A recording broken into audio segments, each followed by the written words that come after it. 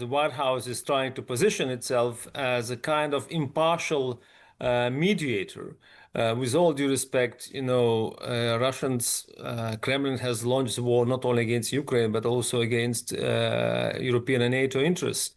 And I think it's going to be very hard to walk that fine line and to be impartial. Both the UK and European Union have summoned their respective Russian ambassadors after overnight strikes killed at least 18 people and hit British and EU government buildings in Kyiv.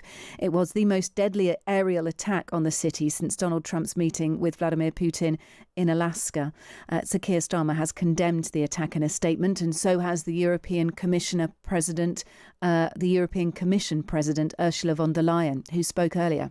I'm outraged by the attack on Kyiv, also hitting our EU offices. This was the deadliest drone and missile attack on the capital since July. And this is another grim reminder of what is at stake. It shows that the Kremlin will stop at nothing to terrorize Ukraine, blindly killing civilians, men, women and children, and even targeting the European Union. This is why we are keeping maximum pressure on Russia. And in the last hour, we've heard from White House Press Secretary Caroline Leavitt, who gave Donald Trump's reaction. He was not happy about this news, but he was also not surprised.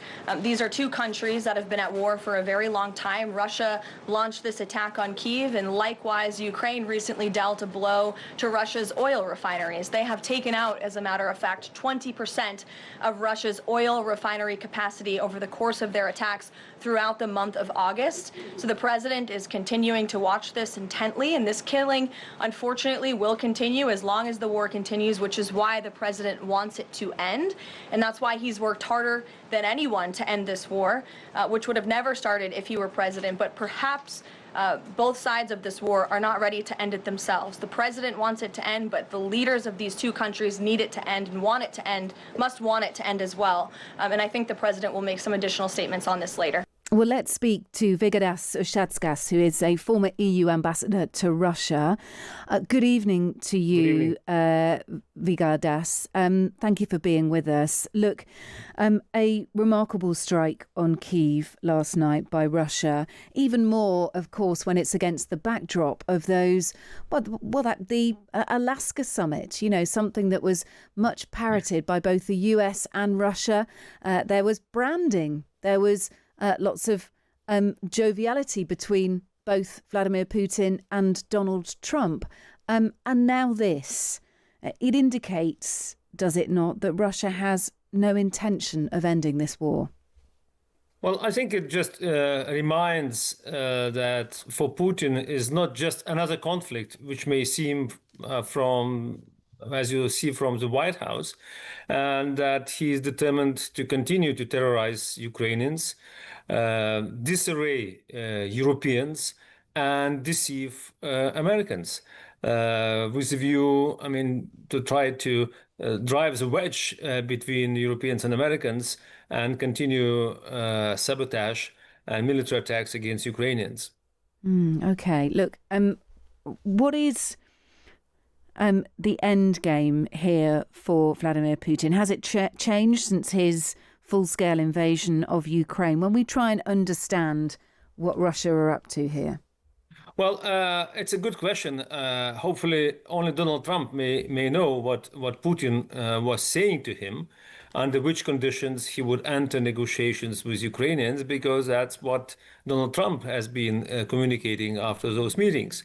So far, it's hard to see willingness and interest of Putin to enter negotiations. He will be forced to enter negotiations when he sees that he loses a war. Not necessarily physically, but in terms that he's not advancing anymore. And for that reason, it is of critical importance to double support from NATO to Ukrainians with all necessary ammunition, with ability for Ukrainians to launch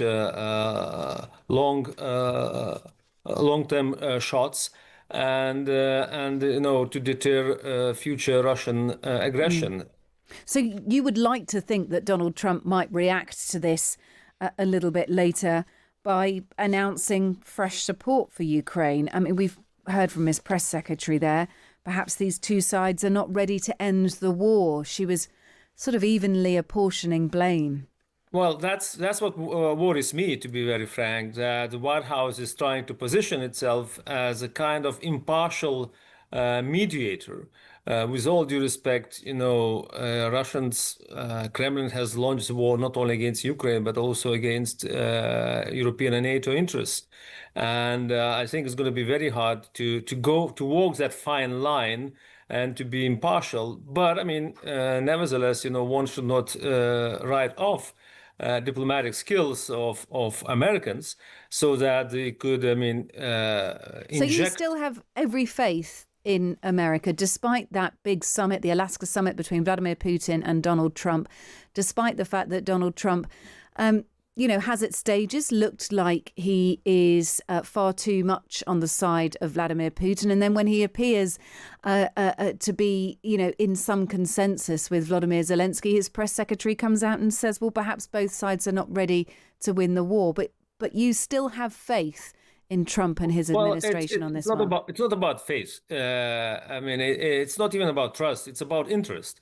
And overwhelming interest of all Europeans is to get Americans in support of Ukraine and in support of European, British and European-led future deterrence force for Ukraine. We cannot do without Americans. So we'll have to find a way and dance tango with President Trump with a view to get his stronger support and harder approach on Putin with additional sanctions, secondary sanctions, not only on India, but also on China, and then military support for those long-range weaponry that Ukrainians would be able to use. Okay. Look, in the last hour, the German Chancellor, Friedrich Merz, has been meeting with the French President, Emmanuel Macron, with a joint statement from both saying that it seems clear there will be no meeting between Russian President Vladimir Putin and Ukrainian President Volodymyr Zelensky. That was, of course, next on the agenda, wasn't it? Zelensky asked Trump to be present. Trump did say yes at that meeting at the White House in the East Room, but then he walked away from that a little bit. But do you agree with the German Chancellor and the French President there that we now, it now seems off the table, a meeting between Putin and Zelensky? Well, I think the goal of the statement is very much to send a message to President Trump. Look, Putin is not acting in good faith, and that we have to push him harder militarily and sanction-wise, so as to force him to come to negotiating table. If the parties agree that resolution of the conflict and the end of the war will be through negotiations, we'll have to get those gentlemen to the table. So far, it's beyond our reach, and that's why harder policy, push on Russia with sanctions and with greater and stronger military support for Ukraine and preparations of deterrence force before entering into negotiations is so important and critical. Okay.